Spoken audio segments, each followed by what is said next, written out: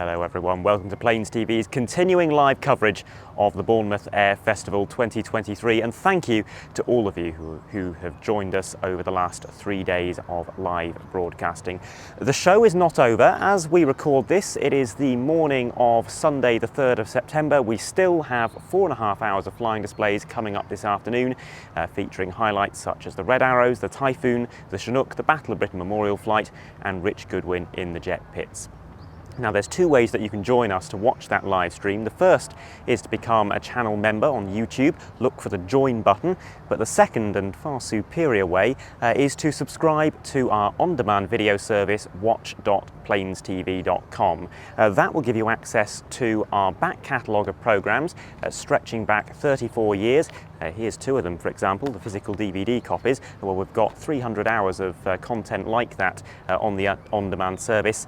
You'll also get access to our stream from Bournemouth later today and our stream from the Duxford Battle of Britain Air Show in 2 weeks' time. Now is the time to subscribe because we have a special offer code available. If you head to watch.plainstv.com and use the code Bournemouth, that will give you 50% off your first month's subscription. So one of these DVDs, normally £25, but £5 for a month, access to those live streams and many more products like this. We're going to leave you now with a little taste of what's coming up this afternoon and a look back to yesterday's flying display here at the Bournemouth Air Festival. Here's a look at Rich Goodwin in the jet pits, and we hope to see you again live from Bournemouth later today. Just arriving from the right now in knife edge flight, as is typical. Here is the jet pits. Nope.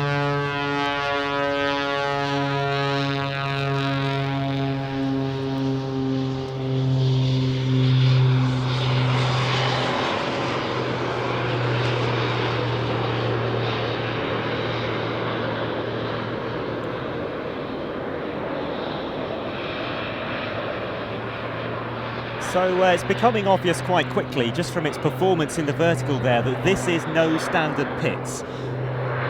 No, not standard at all. It was actually derived by the crowds that come to the air shows. They wanted to see something more, and just like maybe any race driver, they want more power. As soon as they have got any car, they want more power. So we've developed an aircraft with more power.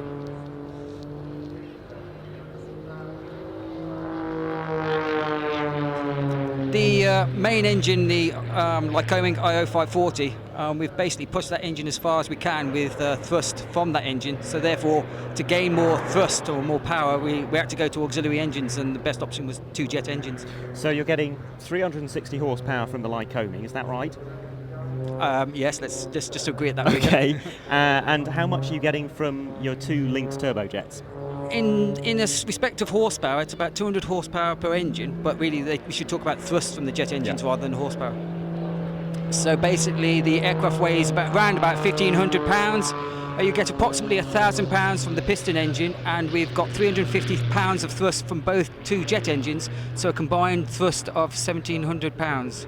And that's just slightly more than the aircraft weighs. Yeah, so a thrust to weight ratio of somewhere in the region of 1.1 to 1? Correct, yes. And that theoretically means the aircraft can hover indefinitely? It can hover. We're not using all the power of the jet engines, and indeed it can hover until the aircraft runs out of fuel, and it uses a lot of fuel, a lot of Jet A1. But then we were hoping that the aircraft could then accelerate and climb away, but you need a lot more thrust to be able to do that. Right.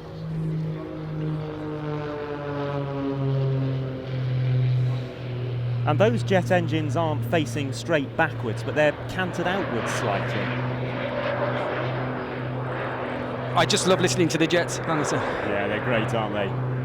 Such a weird combination of sounds. That aircraft should not be making that noise, and we shouldn't be talking over it.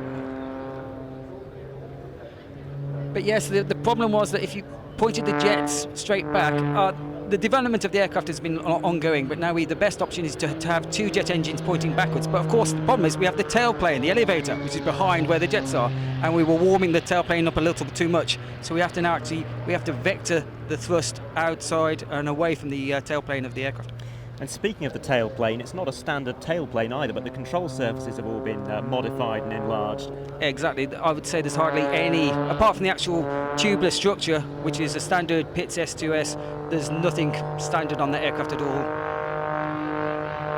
aircraft at all. And what was the development process like? Because it can't have been easy anyway, but it's got to be... There's that noise again. Can't be easy from a technology and engineering standpoint, but you've got the regulatory side of things to deal with as well. Just watching him do cartwheels, he only managed 2. Normally you can get 3 in there, so okay, that's not great. The development was through the Light Aircraft Association, and when we originally came up with the idea, they were not happy at all because no one had got experience with jet engines with the Light Aircraft Association.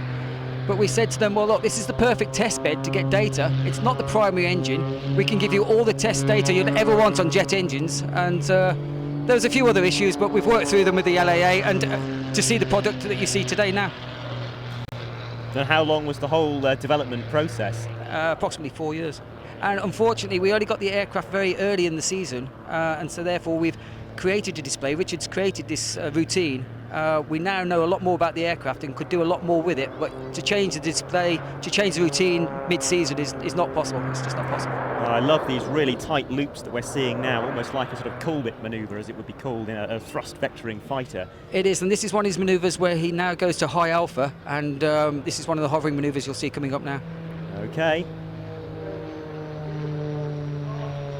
So he'll slow down, go to high alpha to slow the aircraft down, and then increase the jet engines.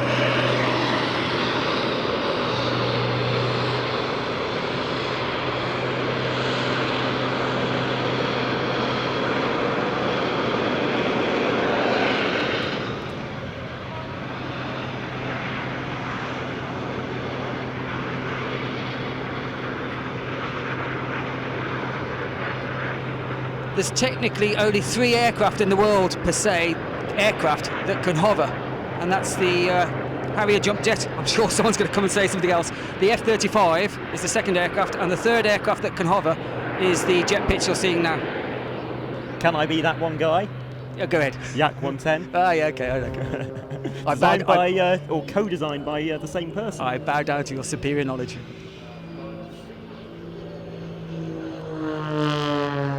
So how did you come to get involved in such a mad project as this? Yes, how does one get involved? We're just going into another hover manoeuvre here. But this time you'll see that he allows the aircraft to torque roll.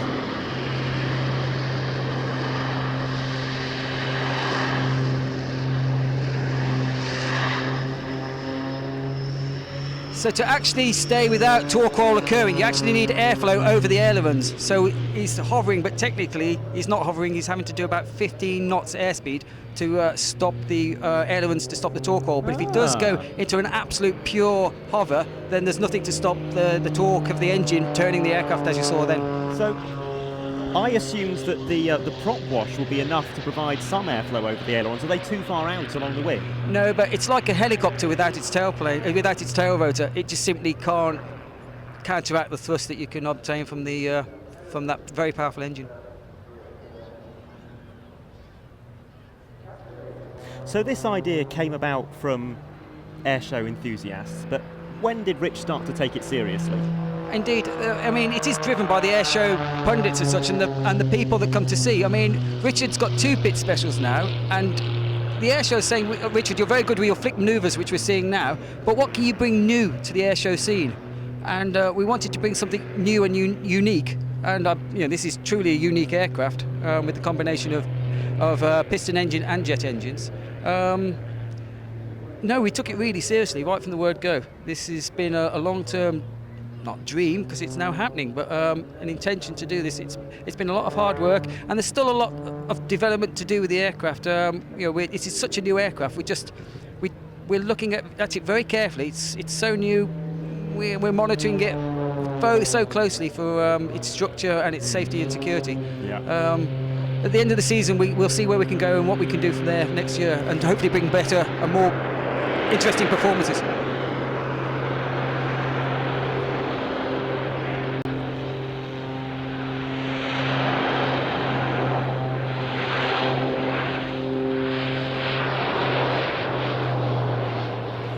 So you mentioned that you've discovered over the course of flying this summer some of the aircraft's previously unknown capabilities. Is there anything specific that you think you might be able to do with it next season? Oh, absolutely. We're not running the jets quite at full power yet. And I love this manoeuvre here where you can actually see the thrust of the propeller and the jets. People can spiral down, but Richard with his jet pits can spiral upwards. Oh, I love this manoeuvre. So this manoeuvre we're going to develop further and try and call it the Christmas tree, because hopefully we can get tighter and tighter and tighter and then come to a halt at the top where Richard then becomes the angel at the top of the Christmas tree. So there's lots of things planned, but again, the aircraft is so new. We're learning what we can do with it every single time we fly the aircraft. Oh, I love that idea. And he's getting pretty tight now up there.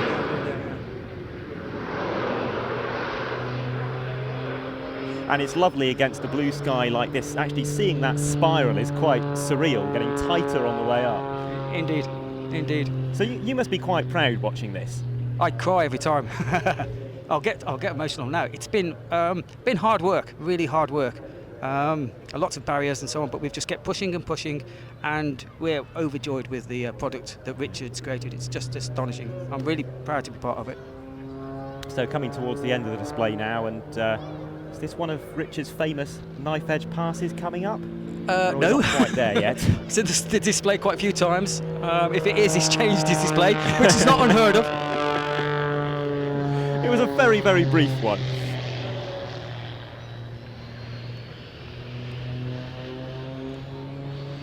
I'm not going to say what Richard does because he makes it up sometimes, but I believe there'll be another knife edge pass, and then his departure is at the end of the display. So this is into another hovering manoeuvre.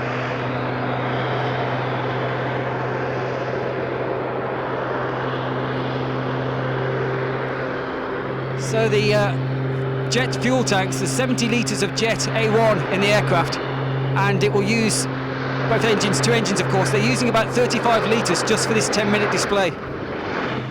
There's 6 tanks on the aircraft, because obviously we need avgas for the petrol engine, the IO540 Lycoming engine. We need jet fuel, obviously, for the jet engines, but we also need smoke oil for the smoke that's coming out of the exhaust. Yeah. So the aircraft has indeed 6 tanks, and I believe he has changed his display, and I believe that's the end of it.